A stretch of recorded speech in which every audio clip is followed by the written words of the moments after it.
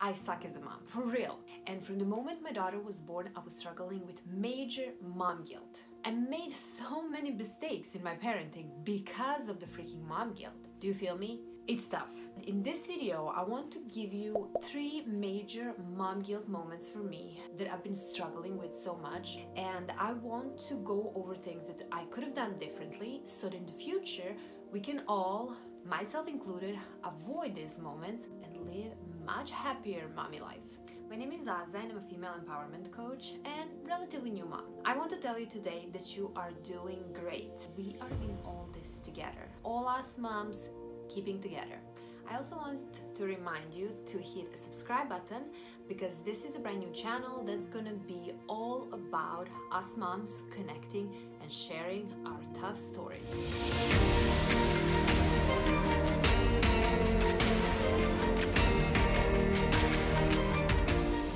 Mom guilt is that feeling that you're letting your kids down because you're doing or not doing something for them and you think you should be doing certain things. It comes with territory. All moms feel it sooner or later to some degree. For me, the mom guilt already started when my baby was in my stomach. She was just like a little alien looking thing in there. But I already started stressing about things like, am I eating something wrong that can hurt her? Or like I even had a breakdown about a freaking allergy pill. I mean, I was refusing to take the pill for days in fear that something might go wrong for her. I had itchy eyes and itchy nose, tears all over, and was sneezing. I was miserable, but I did not want to hurt my baby. Now she's 20 months old, but mom guilt is not letting go of me. It just changed its form. Now it's something like, am I leaving her too long at daycare? Does she feel abandoned? Even though I know that she loves it there, she has her friends and she's having a blast there. She doesn't even care when I leave her in the morning.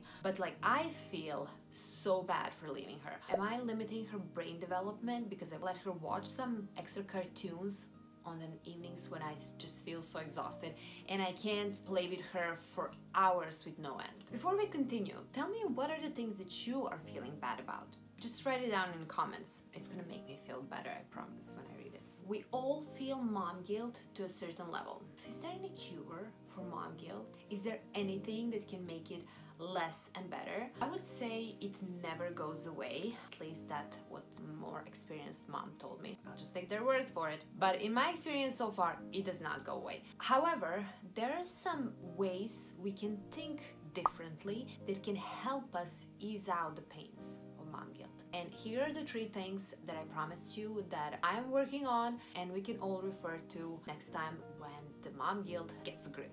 So first thing is always to keep in mind that everything we're doing for their own good. For example, when they start rolling around on the floor, screaming and kicking and having that crocodile tears on, just because you don't allow them to watch any more cartoons, keep in mind you're saving their brains. They shouldn't be watching so many cartoons. There is always going to be those moments when you need to be strict, when you need to forbid something, when you need to be hard on them even. And those moments are when the mom guilt kind of like starts being really on us. Because we don't like to see our kids crying and in our mind suffering. However, think about if we would just let them do whatever they want. If we wouldn't put any boundaries on them, they wouldn't learn that there are things in life that are dangerous, that are not good for them. And they would be just going after everything they want and they would get into trouble. When they grow into teenagers, when you tell them like you can't stay out until 5 a.m. and drink like a liter of whiskey with strangers, and they would be, no, I want to do it. Then you wished you were stricter when they were little. So keep those things in mind. That's like example that I always like give to myself, kind of like I have a daughter and I'm like, when she's teenager, I want her to be a little bit afraid of me and I want her to learn by that time that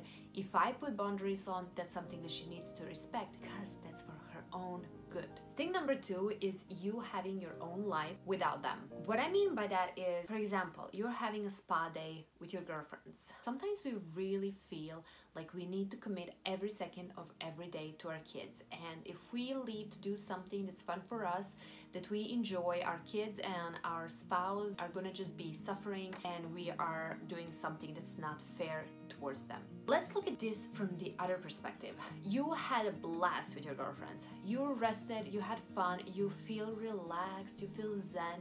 It was amazing at the spa. Then you come home and everyone is screaming, but you're still zen, like you're in super nice mood and you have patience for them. You can go on and play peekaboo with them for 30 minutes and then happily cook dinner, pick up all the toys and read for them in bed and actually have your full focus on them for the whole evening and be a happy, relaxed mom. And that's what they need in their lives, happy, relaxed mom who is focused on them in the time that they are together. Otherwise, if you didn't give yourself that spa day, you would be yawning, looking at your watch, waiting for that moment when they're gonna just fall asleep so that you can collapse on the sofa and just rest because you're so damn exhausted, mentally and physically.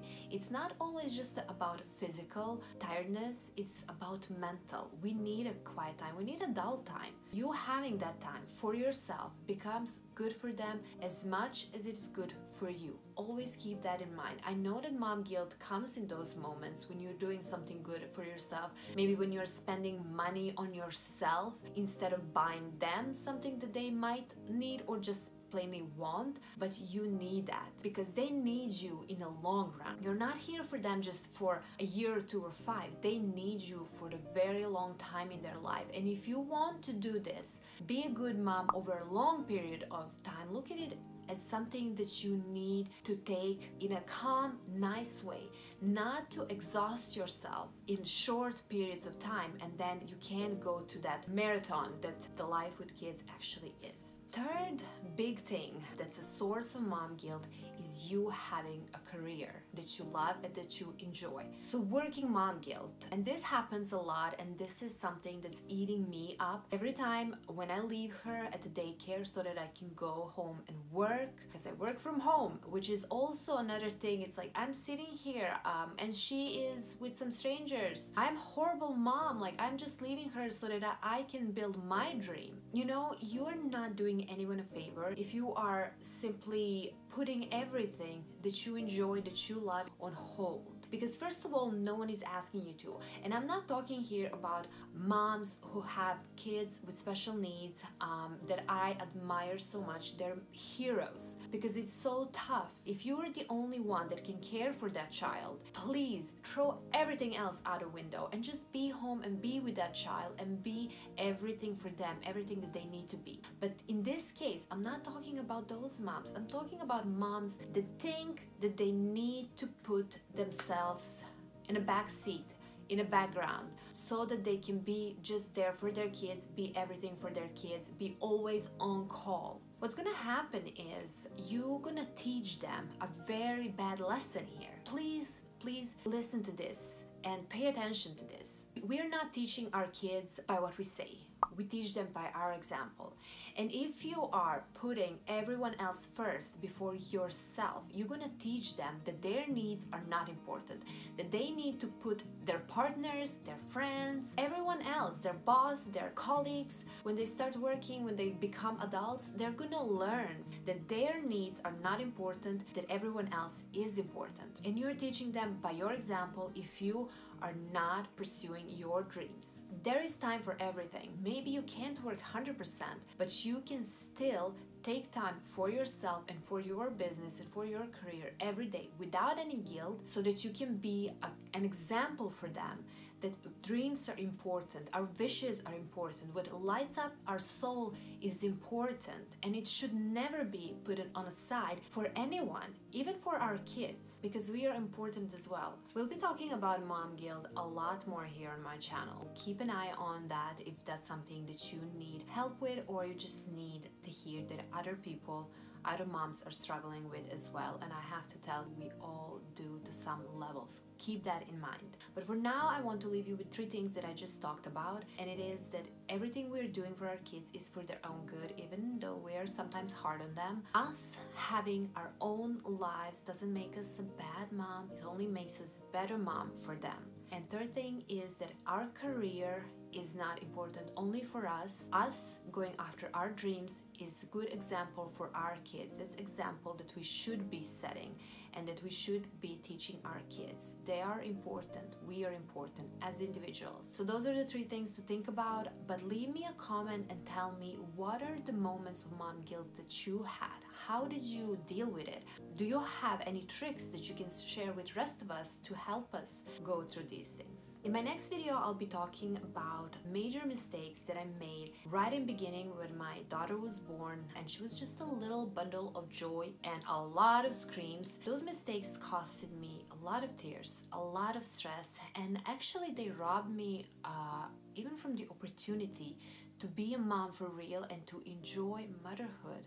For me, it was just stress and it was so tough. And looking back, I really wish I didn't make those mistakes, and I really wish that someone told me about them, that there are possibility to make them, so that I would know what to expect. So make sure to hit subscribe and hit a bell button so you get notified next week when I post this video, because it's going to be filled with major information that are good for everyone. Even though you're a mom now, they're going to be good information for you as well. And before we leave, if you are feeling stressed, if you're feeling like your confidence level after being a mom and after going through those first moments of struggle is kind of like down, and you need some things to help you build up yourself again to the level where you used to be, make sure to download my guide that I made specially for working on our confidence from our own perspective, from the place where we are just now. It's linked below, so make sure to grab that. It's totally free guide. It has a lot of good exercises that will help you